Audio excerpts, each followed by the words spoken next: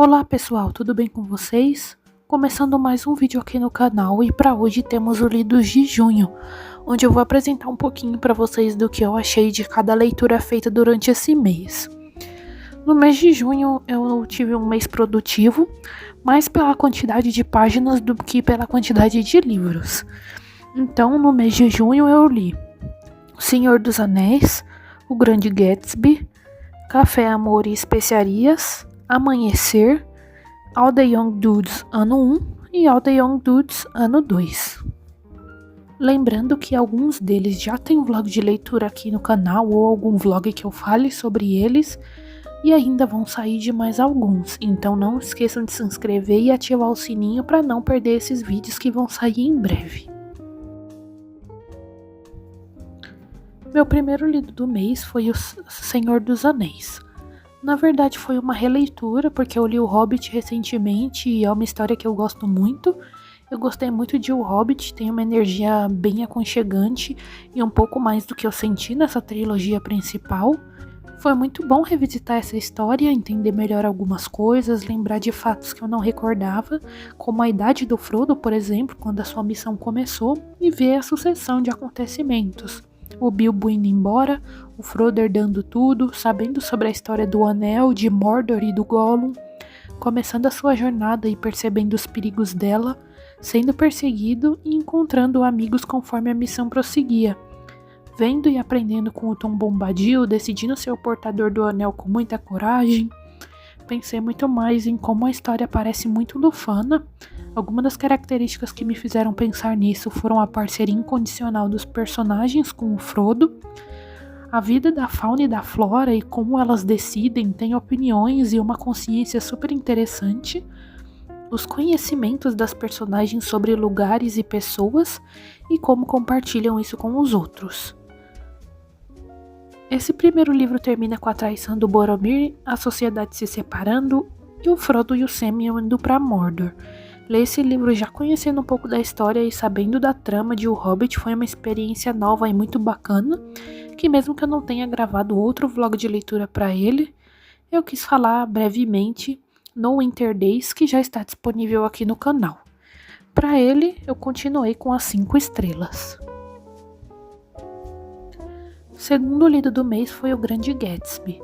Nesse livro acompanhamos o Nick, um homem que está envolvido com pessoas de muito dinheiro. Ele é um cara normal, trabalhador, mas as circunstâncias o levaram a morar perto de pessoas ricas e interagir com elas. Primeiro a sua prima e o marido dela, que está envolvido com outra moça, mesmo ela sabendo e fingindo que não, e essa já é a problemática que me fez entender que o livro trata da sujeirada que o pessoal abastado cria, se envolve e vive.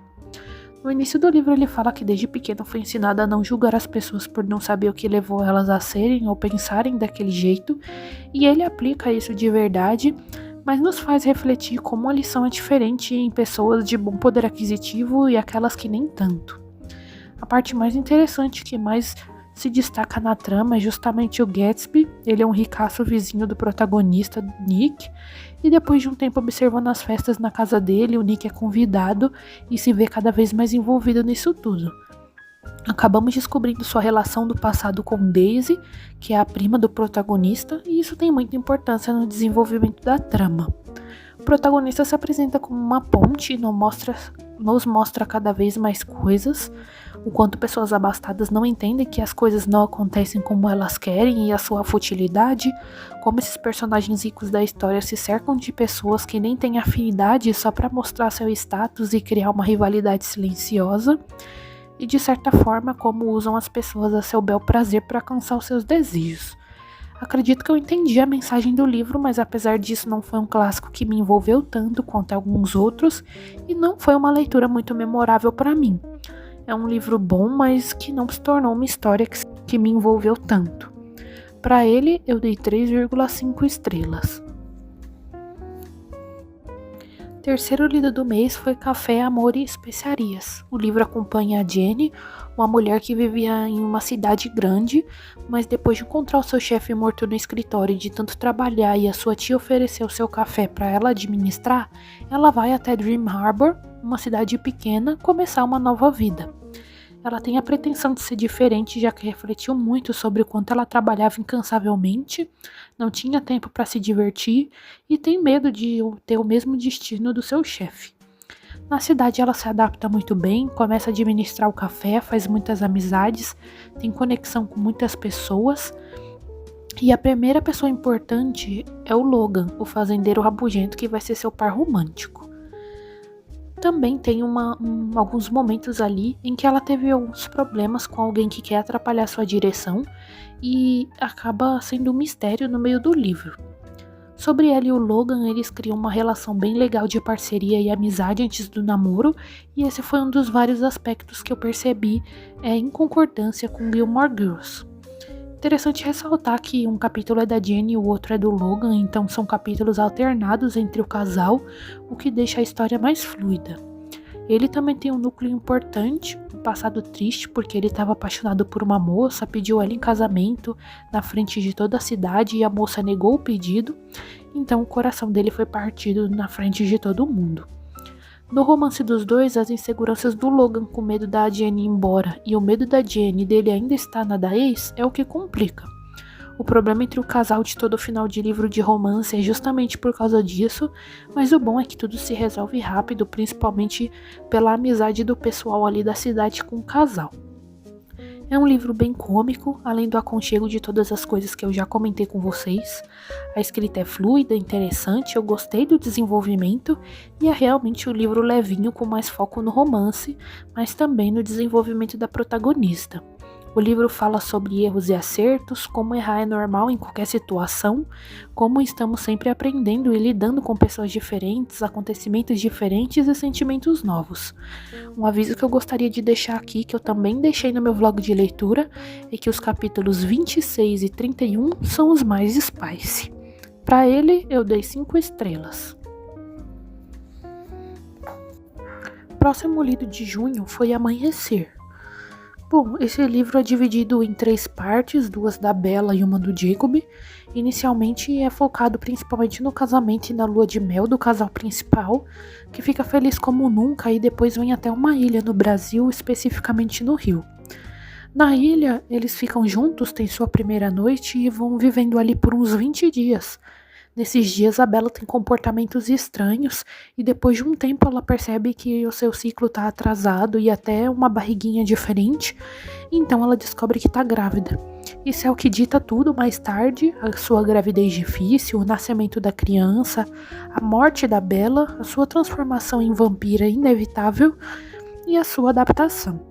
Na minha opinião, as coisas aconteceram muito rápidas, as coisas que mereciam mais tempo não tiveram e as coisas que precisavam de mais explicação foram imediatas. Por exemplo, mesmo que o Edward tenha explicado que casos de mãe humana e pai vampiro são muito raros e incompreensíveis, essa parte da trama não caiu muito no meu gosto.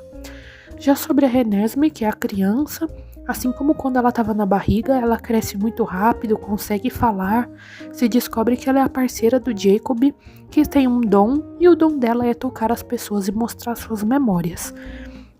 Isso ajuda muito na próxima missão do grupo de vampiros, que é justamente se proteger dos Volturi, porque eles se uniram, inclusive com vampiros que mal se movimentam, para ir atrás dos Cullen e confrontá-los. Isso é o que move o final, que depois de ameaças veladas de amizade, de testemunhas dando suas opiniões, de divergências de opiniões, tudo é resolvido pacificamente. Assim acaba o livro, com uma tensão ainda de os Volturi poderem voltar, talvez até seja o núcleo do próximo livro da série, mas a família Cullen protegida, e depois de tanto tempo e tantos acontecimentos, a Bella como vampira, com uma filha com seu grande amor, o Edward, o Jacob como um grande lobo alfa que achou sua alma gêmea e nutre um amor puro, e as espécies em harmonia. Por causa dessas questões que eu não gostei, ainda assim eu pesei um pouco e pensei qual nota eu daria, e deixei em 4 estrelas. O próximo que eu gostaria de conversar com vocês é All the Young Dudes, ano 1. Eu já estava planejando ler essa fanfiction há um bom tempo e achei uma ótima oportunidade para agora o projeto de Harry Potter, que vai iniciar em julho. Ele acompanha os marotos, coisa que todos os fãs de Harry Potter queriam que tivesse oficialmente, mas esse enredo não fica para trás.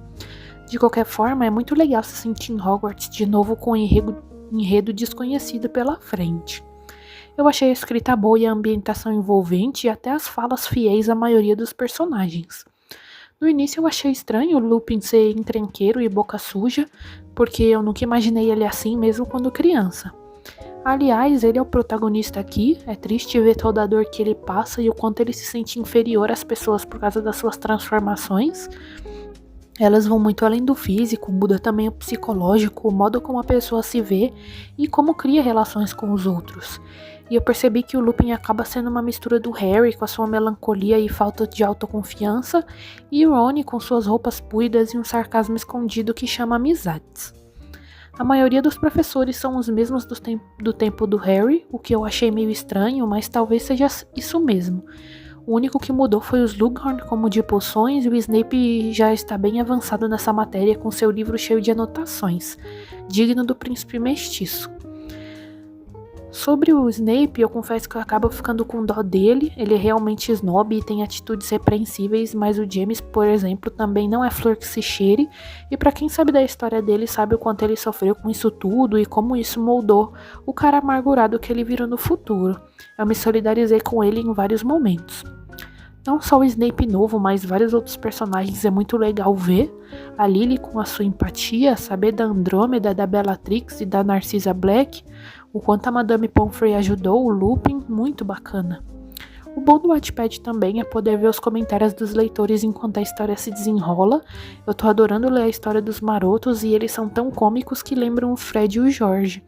Eu tava bem ansiosa para continuar lendo All the Young Dudes e para esse ano 1 eu dei 5 estrelas.